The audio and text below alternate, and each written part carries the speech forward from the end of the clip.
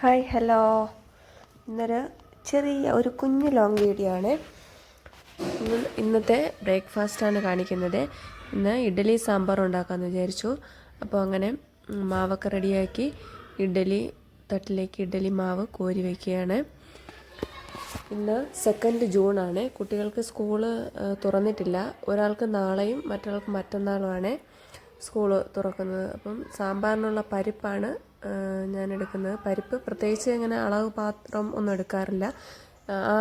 അതിൻ്റെ അടപ്പ് തന്നെയാണ് ഞാനൊരു അളവായിട്ട് കണക്കാക്കുന്നത്. പരിപ്പൊക്കെ കഴുകി അടുപ്പിലോട്ട് വെച്ചിട്ടുണ്ട്. പരിപ്പ് എൻ്റെ കുക്കറിലാണെങ്കിൽ ഒരു 2 വിസിൽ കേൾക്കുമ്പോഴത്തേക്കും കറക്റ്റ് വേവായിട്ടുണ്ടാവുമേ. ഇവിടെ പരിപ്പിങ്ങനെ വേകാതെ ഇങ്ങനെ കിടക്കുന്നത് ആർക്കും ഇഷ്ടമില്ല. അപ്പോൾ പരിപ്പ് നല്ല വെന്തുടഞ്ഞ സാമ്പാറാണ് എല്ലാവർക്കും ഇഷ്ടമേ. അപ്പം പരിപ്പിന് വേണ്ടി കുക്കർ റെഡിയാക്കി അടുപ്പിൽ വെച്ചതിന് ശേഷം സാമ്പാറിനുള്ള വെജിറ്റബിൾസ് കട്ട് ചെയ്യുകയാണ്. അപ്പോൾ എല്ലാ വെജിറ്റബിൾസും ഒന്ന് കട്ട് ചെയ്തെടുക്കുകയാണ്.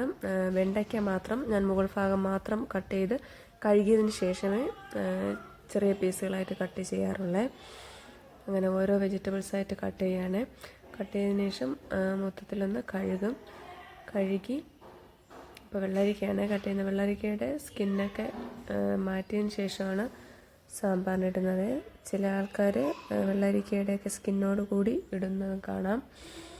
അത് കഴിഞ്ഞിട്ട് ചേമ്പും എല്ലാം കട്ട് ചെയ്ത് ഇപ്പോൾ കഴുകിയെടുത്തതിന് ശേഷമാണ് ബാക്കി വെണ്ടയ്ക്ക കട്ട് ചെയ്തിടുന്നത്. അങ്ങനെ എല്ലാം കട്ട് ചെയ്തിട്ടുണ്ട്. അത് കഴിഞ്ഞ് കുക്കറിൻ്റെ പ്രഷർ കളയാണ്. പ്രഷർ കളഞ്ഞതിന് ശേഷം ഞാൻ പരിപ്പ് വേകാൻ വേണ്ടിയിട്ട് 2 വിസിലാണ് വയ്ക്കുന്നത്. 2 വിസിൽ കേൾക്കുമ്പോൾ കറക്റ്റായിട്ട് പരിപ്പ് വെന്തിട്ടുണ്ടാവും. അതിനുശേഷം തുറന്ന് വെജിറ്റബിൾസൊക്കെ ഇടുകയാണ്. ഒരു വെണ്ടയ്ക്ക കട്ട് ചെയ്യാൻ വിട്ടുപോയി കേട്ടോ. അതും കട്ട് ചെയ്തിട്ടിട്ടുണ്ട്. അതിനുശേഷം കല്ലുപ്പാണ് ഉപയോഗിക്കുന്നത്. കല്ലുപ്പും കുറച്ച് പുളി, മല്ലിപ്പൊടി, മുളക് പൊടി, അതൊക്കെ നമ്മുടെ എരിവ് ആവശ്യത്തിന് മുളക് പൊടി ഇടുക, മഞ്ഞൾപ്പൊടി, കായം, പിന്നെ കുറച്ച് ഉലുവ വറുത്ത് പൊടിച്ചതാണ്.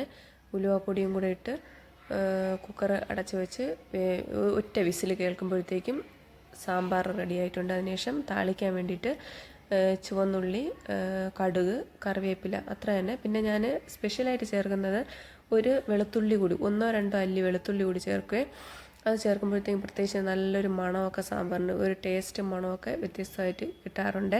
അപ്പോൾ അതും കൂടെ താളിച്ച് അതിലേക്ക് ഇടുന്നു. പിന്നെ ലാസ്റ്റ് അവസാനം കുറച്ച് മല്ലിയില ഇടും. അത് കാണിക്കാമേ. ഇപ്പോൾ ഇഡ്ഡലി വെന്തിട്ടുണ്ട്. ഇത് ഞാനിങ്ങനെ ചൂടോടുകൂടി ഇഡ്ഡലി ഇളക്കിയതുകൊണ്ടാണ് കുറച്ചൊന്ന് പൊടിഞ്ഞു പോയിട്ടുണ്ട്. ഒന്നാമത് സമയം ഒത്തിരി ലേറ്റായിട്ടുണ്ട്. എണീറ്റതേ ഒരു 9 മണി 8:30-9 മണിയായി ഞാൻ ബ്രേക്ക്ഫാസ്റ്റ് ഉണ്ടാക്കാൻ തുടങ്ങിയപ്പോൾ. അപ്പോൾ എല്ലാവർക്കും നല്ല വിശപ്പൊക്കെ തുടങ്ങി. അതുകൊണ്ട് ഞാനിങ്ങനെ വെയിറ്റ് ചെയ്തില്ല തണുക്കാൻ വേണ്ടിയിട്ട്. അപ്പോൾ അങ്ങനെ ഇഡ്ഡലിയൊക്കെ വെച്ചു. അത് കഴിഞ്ഞിട്ട് ലാസ്റ്റ് കടുക് താളിച്ച് ഒഴിച്ചിട്ടാണ് സാമ്പാറിൽ മല്ലിയില കൈകൊണ്ടൊന്ന് മുറിച്ചിട്ട് കൊടുത്തിട്ടുണ്ട്. മല്ലിയിലയും കൂടി ഇടുമ്പോൾ സാമ്പാറിന് നല്ലൊരു മണം. എന്നിട്ട് ഇഡ്ഡലിയിലേക്ക് നല്ല ചൂട് സാമ്പാറാണ് ഒഴിച്ചിട്ടുണ്ട്. ചൂട് സാമ്പാറും ഇഡ്ഡലിയും കൂടെ കഴിക്കുകയാണ്. ഒരു മുട്ട പുഴുങ്ങിയതും കൂടെ കഴിക്കുകയാണ്. അടിപൊളി ടേസ്റ്റാണ്. ചൂടോടുകൂടി കഴിക്കാൻ നല്ല ടേസ്റ്റാണ്. അപ്പോൾ ഇഷ്ടപ്പെടുകയാണെങ്കിൽ ലൈക്ക് ചെയ്യണം, സബ്സ്ക്രൈബ് ചെയ്യാൻ മറക്കരുത്. ഓക്കേ.